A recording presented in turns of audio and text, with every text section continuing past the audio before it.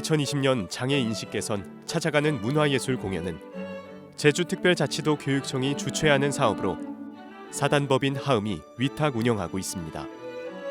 서로 다르지만 함께 존중하는 태도와 실천 의지를 함양하고 장애 학생 및 일반 학생에 대한 지속적인 장애 이해 교육 및 장애 인식 개선 교육을 통해 인권 친화적인 통합 분위기를 조성하기 위한 사업입니다. 2018년도부터 하음 오케스트라는 도내 초중학교를 대상으로 찾아가는 연주를 진행해 왔으나 올해 2020년에는 코로나19로 인해 연주 영상으로 찾아가는 연주를 대신하게 됐습니다. 장애 인식 개선 찾아가는 문화예술 공연은 비장애 학생의 장애 학생에 대한 인식 개선, 장애 학생과 비장애 학생의 통합 교육에 대한 긍정적인 분위기 조성과 함께 장애에 대한 이해를 통해 장애 학생을 존중하고 배려하는 마음을 키워나가고자 합니다. 안녕하세요. 반갑습니다. 저는 장애 인식 개선 강사 양정숙입니다. 이 공연을 주관할 사단법인 하음은 2020년 제주특별자치도 교육청 위탁 사업으로 장애 인식 개선 찾아가는 문화예술 공연으로 주관하고 있는 행사입니다. 이 공연은 도내에 있는 초중학교를 대상으로 연주 및 강연을 2018년부터 해오고 있습니다. 오늘 연주하는 하음 오케스트라의 연주자들은 제주도 내의 발달장애인 20명으로 구성된 관현악 연주단체로 2014년도에 창단되어 지금까지 6회의 정기 연주회를 비롯해서 다양한 연주 활동을 펼쳐오고 있는 단체입니다. 아쉽게도 올해는 코로나19로 인해서 교실로 찾아뵙지 못하고 이렇게 영상으로 여러분들을 찾아뵙게 되었습니다. 자, 그럼 이제 지휘자님을 모시고 하음 오케스트라의 연주를 청해 보도록 하겠습니다. 지휘에는 현재 제주특별자치도 도립 서귀포 관악단의 상임 단원이신 성민우 선생님이십니다.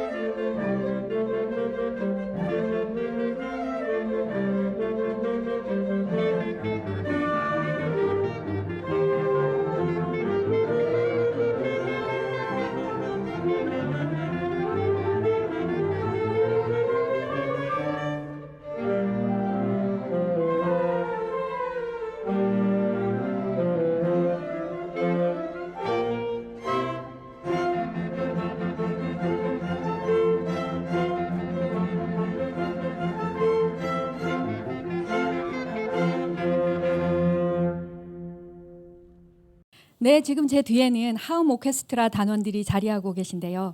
자, 단원들을 한번 직접 만나보도록 하겠습니다. 자, 은강양부터 자기 소개 좀 부탁드릴게요. 네. 안녕하십니까.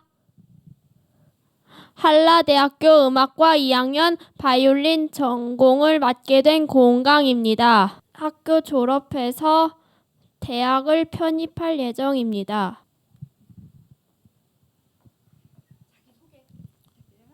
안녕하세요. 저 이름은 김도희입니다. 저는 바이올린 연주자입니다. 감사합니다. 안녕하세요. 저는 전적입니다. 저는 프루스 좋아합니다. 안녕하세요. 저는 골비입니다. 브루스 연주합니다. 안녕하십니까. 도청 커피숍 다니는 이승준입니다. 버스 여행을 좋아합니다.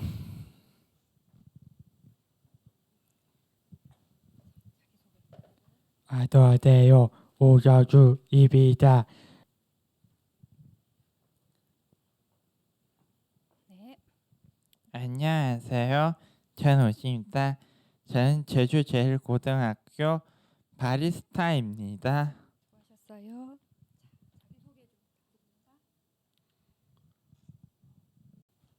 저는 허혁준입니다. 첼로 연주 하고 있습니다. 김태영입니다. 안녕하세요. 젊은 벤승입니다. 나이는 22살 벤승입니다. 저 한 학기는 색소폰 연주합니다. 감사합니다. 고도야 아자아세요. 제주보고입니다. 안녕하세요. 김경환입니다. 좋아하는 거 음악 듣기입니다. 저는 김자한입니다. 저는 24살이고 색소폰을 전공을 연주하고 있습니다. 안녕하세요. 저는 제4대5중 3학년 1반 노주원입니다. 저는 함흥산불에서 바이올린을 연주하고 있습니다. 안녕하세요. 저는 유쌤입니다. 바이올린 하고 있습니다.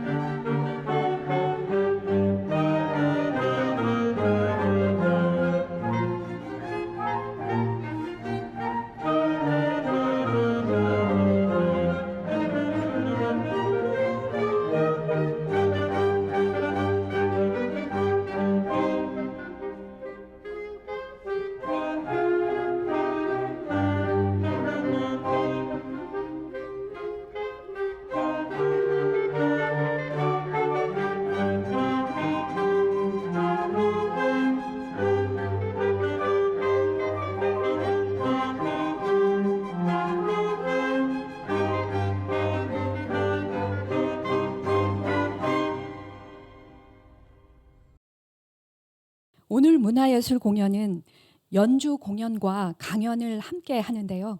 강연을 해주실 분은 현재 사단법인 하음에서 장애 인식 개선 강사로 활동 중이신 권혁분 강사님이십니다. 자리로 모시겠습니다. 안녕하세요. 장애인식 개선 강사 권혁분입니다. 만나서 반갑습니다. 자, 오늘 저희는 장애에 대해서 알아보려고 하거든요.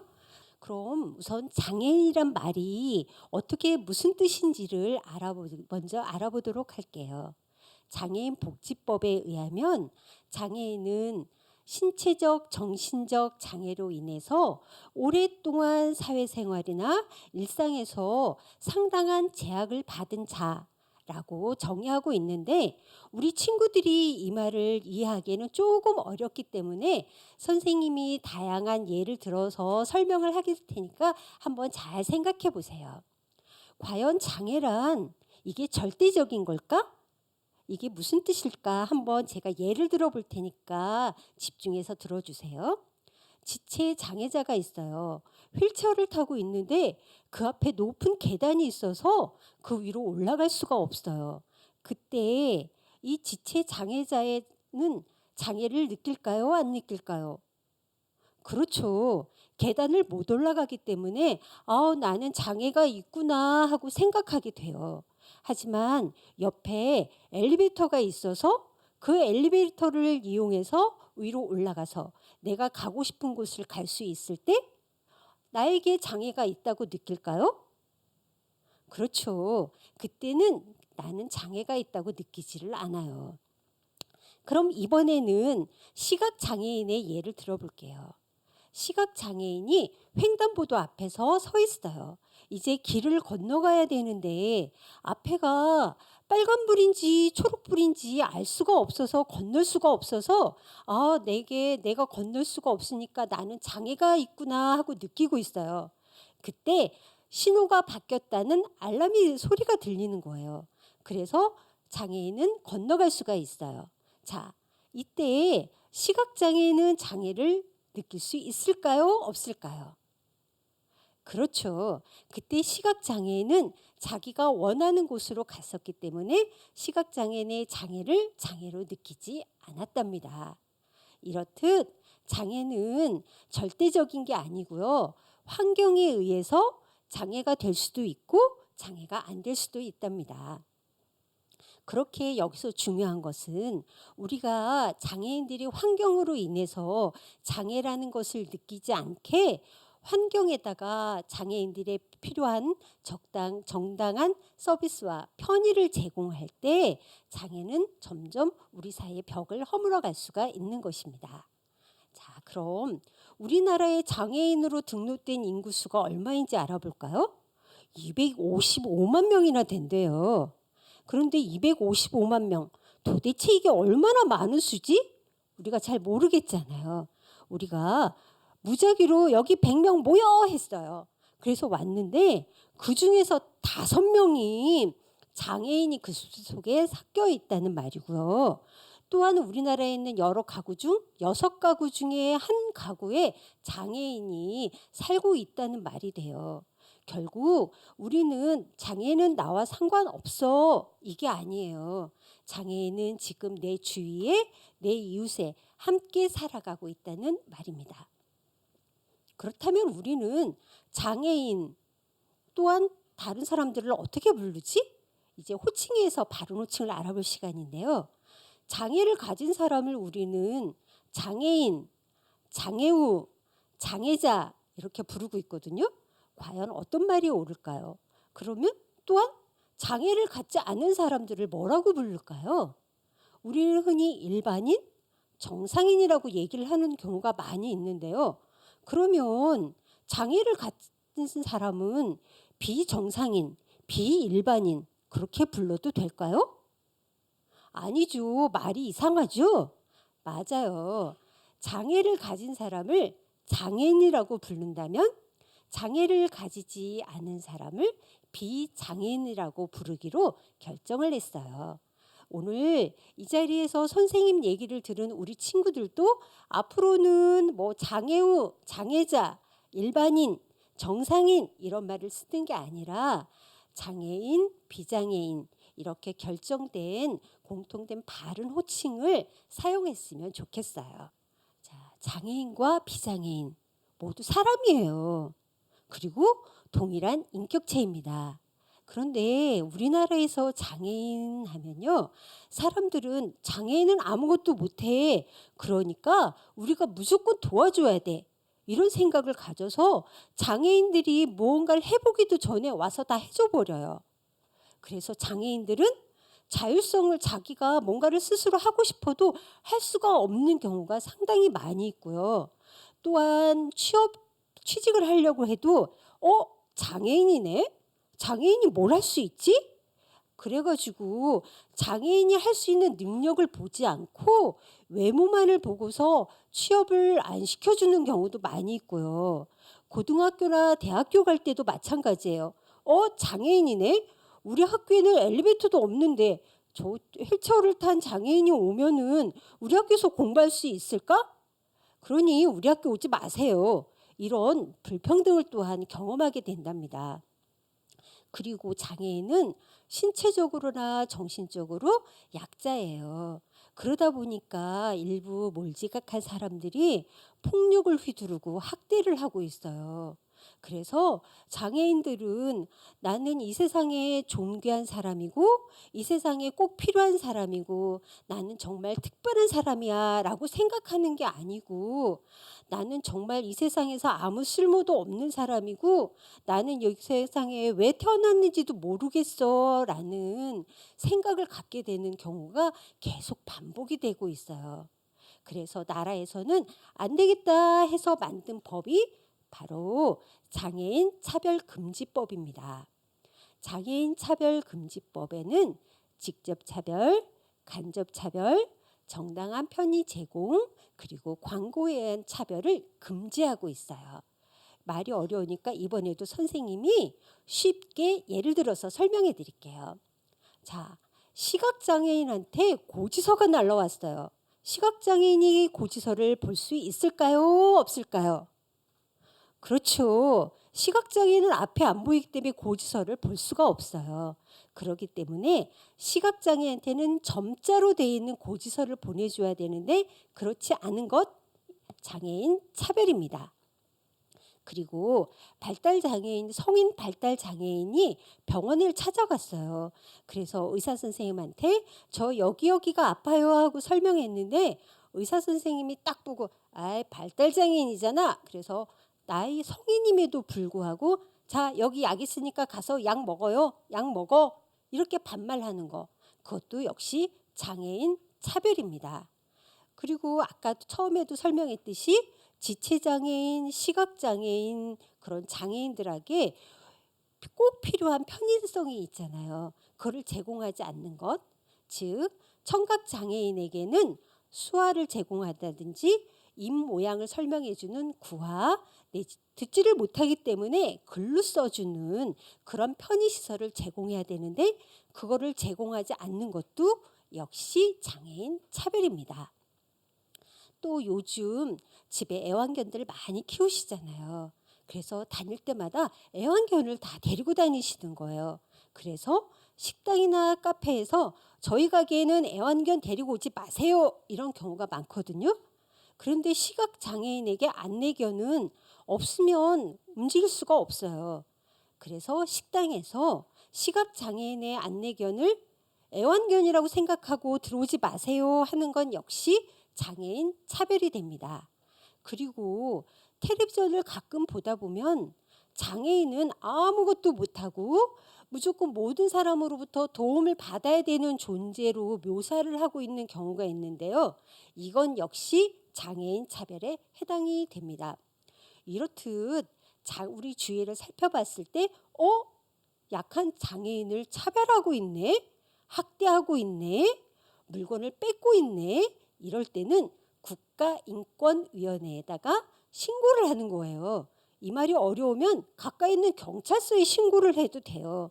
우리가 관심을 갖고 주위의 장애인들이 혹시 학대를 받고 있지 않나 많은 관심이 필요합니다. 자, 우리나라의 장애는 15가지 유형이 있어요. 정신적 장애, 신체적 장애 이렇게 나뉘어져 있거든요.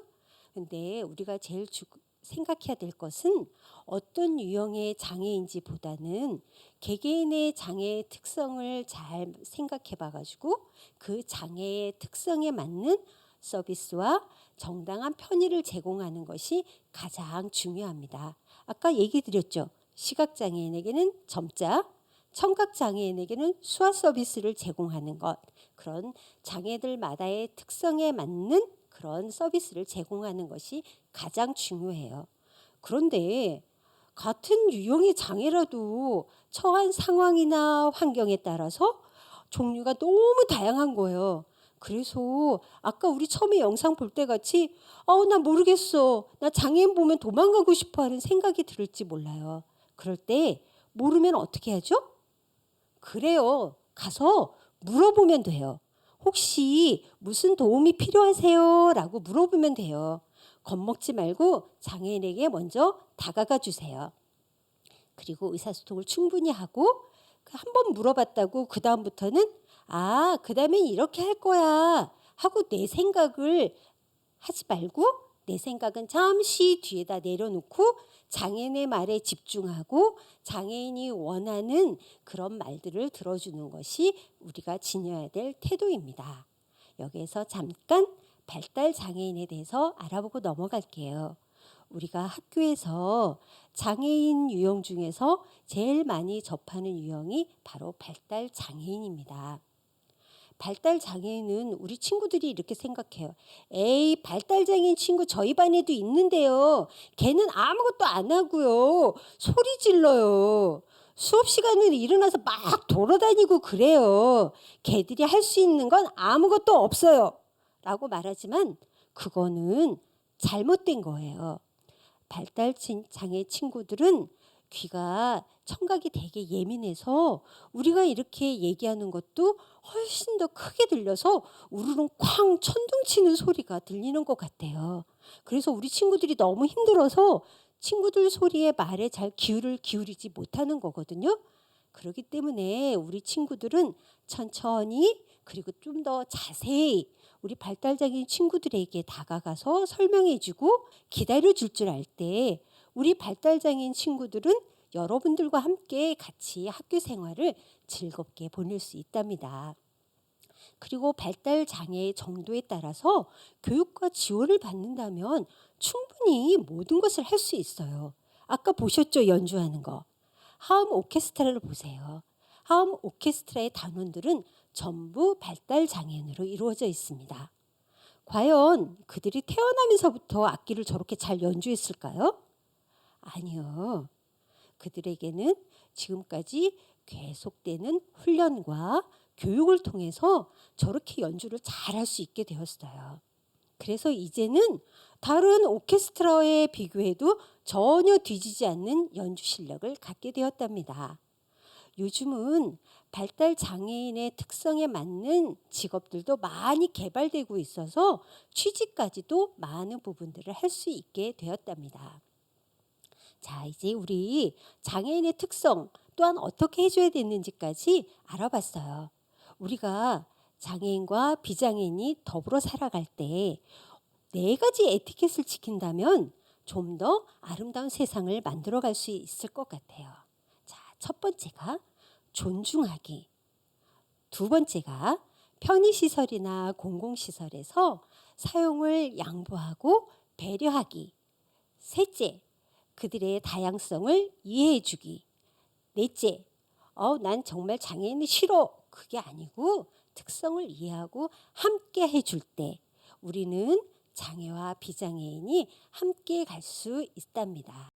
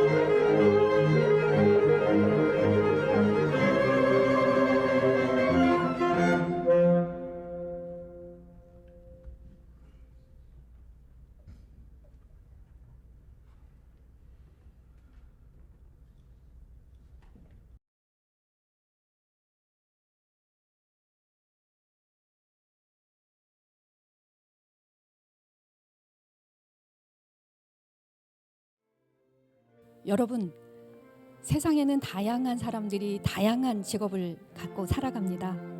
오늘 여러분에게 아름다운 연주를 들려준 하음 오케스트라 단원들은 어떤 직업을 가질 수 있을까요? 단원들은 연주를 하기 위해서 연습을 합니다. 이들 중에는 대학에서 음악을 전공하는 이도 있고 창단 멤버로서 8년째 꾸준히 연습을 해오고 있지만 아직 연주가 부족한 단원도 있습니다. 이들에게 장애는 극복하기 위한 것이 아니라 다만 이들이 해낼 수 있는 최선을 다해서 연습하고 연주할 뿐입니다. 최근 서울의 한 기업에서는 연주를 직업으로 하는 문화예술 일자리에 오케스트라 직업훈련단 15명을 고용하겠다는 의사를 전해왔습니다. 이제 장애인 연주자들의 연주를 위해서 마음껏 연습하는 시간도 떳떳한 직업으로 인정받아 그에 따른 급여를 받을 수 있게 된 것을 의미합니다. 이들은 앞으로도 열심히 기량을 갈고 닦아 세상을 아름답게 연주할 수 있게 되었습니다. 이들을 편견 없이 바라봐 주시고 아낌없이 성원해 주신다면 여러분과 함께 행복한 미래를 꿈꿀 수 있을 것입니다. 감사합니다.